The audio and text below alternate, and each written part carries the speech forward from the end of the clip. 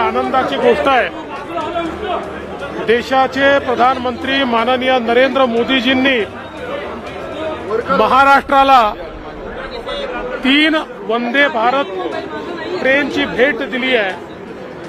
विशेषतः पुणे कोल्हापूर, पुणे हुबळी आणि नागपूर सिकंदराबाद या 3 ट्रेनमुळे निश्चितपणे महाराष्ट्रातले जे प्रवासी आहेत यांचा प्रवास गतिमान होणार आहे आणि सुखकर होणार आहे। वंदे भारत ट्रेन ही भारताची शान आहे, कारण भारताने स्वतः आपल्या देशात आंतरराष्ट्रीय दर्जाची ट्रेन तयार केली आहे आणि जगाच्या विकसित देशांमध्ये ज्या प्रकारे प्रवाशांना सुविधा मिळतात त्या सगळ्या सुविधा भारतीयांना या वंदे भारत ट्रेनमध्ये मिळत आहेत। आणि म्हणून देशाचे प्रधानमंत्री माननीय मोदीजी यांचे मी अतिशय मनापासून आभार मानतो, महाराष्ट्राच्या वतीनं, महाराष्ट्राच्या जनतेच्या वतीनं।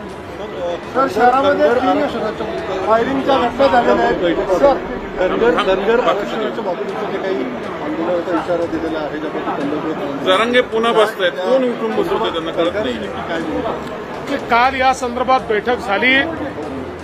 माननीय मुख्यमंत्र्यांनी धनगर समाजाच्या नेत्यांसोबत चर्चा करून अतिशय सकारात्मक रोडमॅप तयार केलेला आहे। मी काल उपराष्ट्रपतींसोबत कार्यक्रमात असल्यामुळे मी त्या बैठकीला नव्हतो, परंतु मला विश्वास आहे की माननीय मुख्यमंत्र्यांनी सकारात्मक भूमिका घेतलेली आहे आणि त्या दिशेनं आपण पुढे चाललो।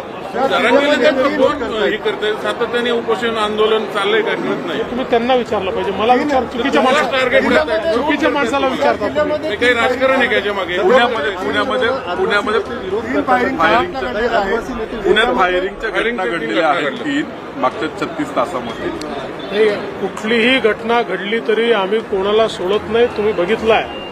तात्काळ शोधून काढतो आणि त्यांना ठोकून काढतो, म्हणजे जेलमध्ये टाकतो। नाही तुम्ही वेगळं ठोकून मला बरोबर फोटो व्हिडिओ काढत आहेत, गुंडे जे आहेत शहरातील गजामागे असं हो असं आहे। बघा, एक गोष्ट आपल्याला सांगतो, अनेक वेळा नेत्यांना माहिती नसतं। आता इथे इतके लोक आहेत, कोण माझ्यासोबत फोटो काढेल, कोण मला हार घालेल, हे काही माहिती नसतं। माहिती असताना साधारणपणे असं होऊ नये अशी अपेक्षा आहे।